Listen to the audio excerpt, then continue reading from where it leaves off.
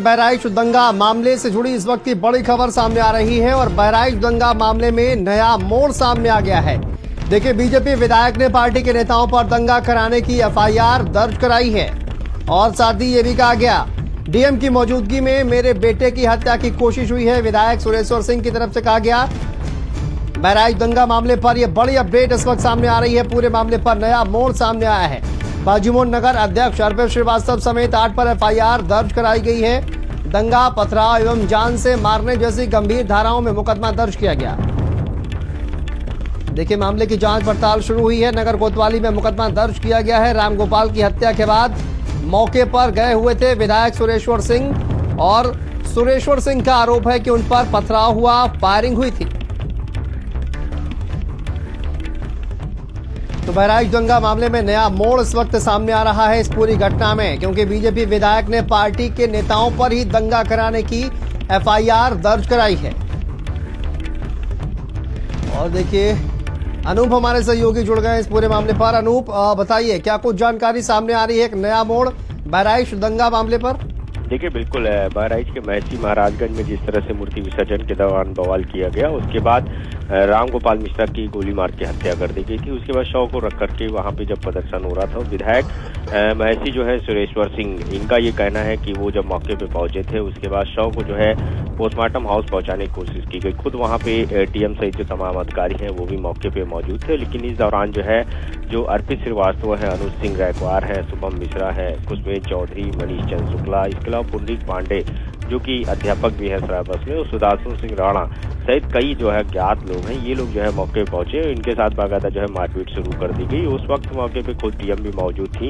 इनको बहुत समझाने की कोशिश की गई, लेकिन जो है वहां पर पथराव किया गया, फायरिंग करने का भी आरोप है। और सीधे तौर पे ये भी इनका आरोप है कि इनके बेटे को भी जो है टारगेट किया गया था, जिसके बाद जो है 5 दिन बाद, माफ कीजिएगा, 5 दिन बाद यानी 18 तारीख को विधायक सुरेश्वर जो महसी से बीजेपी से विधायक है, उन्होंने 8 नामजद और तमाम जो अज्ञात है उनके खिलाफ ये मुकदमा दर्ज कराया है। और सीधे तौर पर आरोप लगाया है कि कहीं न कहीं मौके पे उनके पहुंचने पर वहां पे पथराव और फायरिंग की गई थी और दंगा जो भड़काने का जो प्रयास है वो वहां पर किया गया था। खुद बीजेपी महसी से जो विधायक है सुरेश्वर सिंह, वो खुद अपनी पार्टी के तमाम लोग हैं, इनके खिलाफ इन्होंने मुकदमा दर्ज कराया है। इनका सीधे तौर पर कहना है कि कहीं न कहीं जो माहौल है बाद में बिगाड़ने की कोशिश की गई थी, जिसमें खुद इनको भी टारगेट किया और इनके बेटे को भी टारगेट किया गया। बहरहाल नगर कोतवाली में मुकदमा दर्ज कर लिया गया है। पुलिस जो आरोपी है उनकी तलाश कर रही है। बिल्कुल, लेकिन एक पूरे मामले पर देखिए, जिस तरह से अपनी पार्टी के नेताओं पर अब आरोप, ये मामला दर्ज कराया गया है, तो ऐसे में जो विपक्ष लगातार आरोप लगा रहा था, क्या उन आरोपों को और ज्यादा हवा मिलने वाली है? इस पूरे मामले पर राजनीति अब आप होते हुए दिखाई दे रही है आपको? देखिए, बिल्कुल, मैं बताऊं कि 13 तारीख को की जब घटना हुई है, उस वक्त जो घटना हुई थी उसमें राम मूर्ति विसर्जन के दौरान जो है हिंसक घटना सामने आई थी, जिसमें रामगोपाल मिश्रा को मौत के घाट उतारा गया था, उसकी गोली मार दी गई, उसकी हत्या की गई थी। ये जो विधायक है, उनका ये कहना है कि घटना के बाद जब शव जो है रखा गया था, उसके बाद वो मौके पे पहुंचे थे और प्रशासन से उन्होंने बात की थी। जो डीएम है, वहाँ की जो कप्तान है, उनसे बात की थी।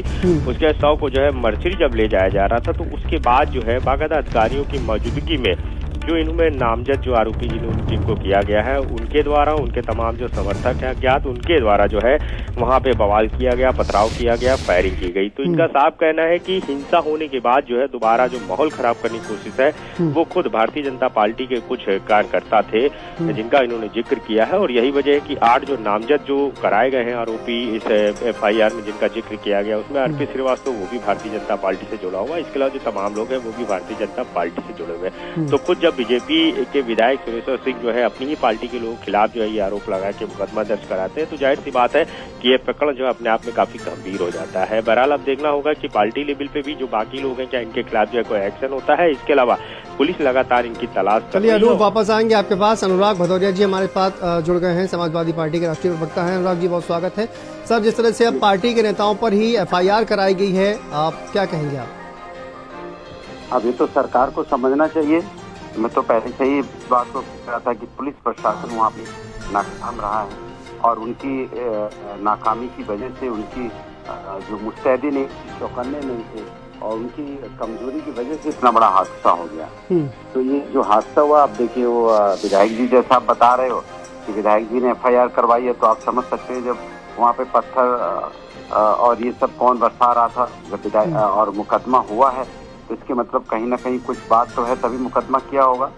ऐसा तो विधायक जी कह रहे हैं। हम सर वो कह रहे हैं हमारे कि जब शव ले जाया जा रहा था, इस पूरा मामला हुआ, इस लड़के की हत्या हुई, उसके बाद जब शव ले जाया गया तब इस तरह का बवाल किया गया है और उसके बाद उनके बेटे को भी मारने की कोशिश की गई, ये आरोप लगाए जा रहे हैं और इसी को लेकर FIR दर्ज करवाएगी। तो वही किसी को भी आप मारने की कोशिश करने लगेंगे, किसी के ऊपर भी आप हावी हो जाएंगे। तो इसीलिए तो कानून व्यवस्था में सवाल उठा रहा हूँ। सवाल तो कानून व्यवस्था के ऊपर है ना। जब विधायक और उनके बेटे सुरक्षित नहीं है तो वो दूसरा कोई कैसे सुरक्षित हो सकता है, जरा आप बता दीजिए।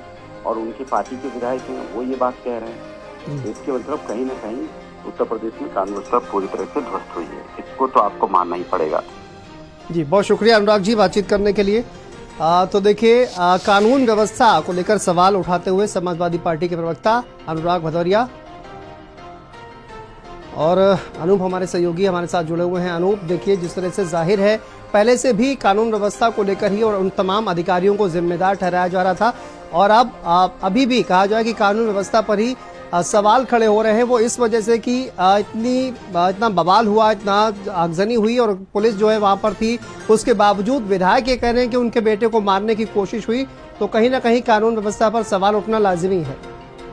देखिए बिल्कुल है, जब सत्ता से जुड़ा हुआ खुद भारतीय जनता पार्टी का विधायक को जहां पे इतनी बड़ी हिंसक घटना हुई, उसके बाद 5 दिन बाद जब खुद FIR दर्ज जो है विधायक की तरफ से कराई जाती है, उसमें सीधे तौर पे तमाम लोगों का जिक्र किया जाता है और ये कहा जाता है कि जिस तरह से हत्या की गई, उसके बाद शव जो है जब मेडिकल कॉलेज के बाहर रखा गया, वहां पे प्रदर्शन हो रहा था, उसके बाद मर्चरी जो है शव को पहुंचाने की कोशिश की जा रही थी, इस दौरान उनके साथ जो है बदतमीजी की गई। खुद पार्टी के ही कई लोग जो है इसमें शामिल रहे हैं, लिहाजा सभी खिलाफ जो है मुकदमा दर्ज कराया गया है और सीधे तौर पे आरोप है कहीं न कहीं दंगा भड़काने की कोशिश की गई है, उनको मारने की कोशिश की गई, उनके बेटे को टारगेट किया गया है, वहां पे पथराव करने की कोशिश की गई है। तो तमाम बड़े आरोप हैं, गंभीर आरोप है। यही वजह है कि मुकदमा दर्ज किया गया है, पुलिस जांच कर रही है। लेकिन जिस तरह से अभी सपा सुप्रीमो अखिलेश यादव ने भी सवाल खड़े किए कि आखिर बहराइच में जो दंगा हुआ, जो बवाल हुआ, उसकी असल वजह क्या है। सीधे तौर पर उन्होंने सरकार को टारगेट किया, प्रशासन को टारगेट किया और इसके पीछे उन्होंने साफ कहा कि दंगा शायद नहीं होना चाहिए था, लेकिन कहीं ना कहीं जो है इशारे पे किया गया और इसमें कहीं ना कहीं जो है प्रशासन की जो है नाकामी सामने आई है। क्योंकि जिस तरह से वहां पे जब पहले से ही कंफर्म था कि वो मूर्ति विसर्जन के जो रूट जो है वो तय किया गया है, वो बड़ी संख्या में मूर्ति विसर्जन के लिए लोग पहुंच रहे थे। ऐसे में वो जो 70% आबादी है वो मुस्लिम आबादी है वहाँ पे, तो आखिर बिल्कुल और लेकिन सवाल जो है वो कहीं ना कहीं अपने आप में बड़े हैं और लगातार ये सवाल जो है वो खड़े हो रहे हैं भारतीय जनता पार्टी की पर भी खड़े हो रहे हैं और नेताओं पर खड़े हो रहे हैं। FIR भी अब हो गई है, कानून व्यवस्था पर लगातार सवाल पहले से ही अनूप खड़े हो रहे हैं। बहुत शुक्रिया आपका इस तमाम जानकारी के लिए।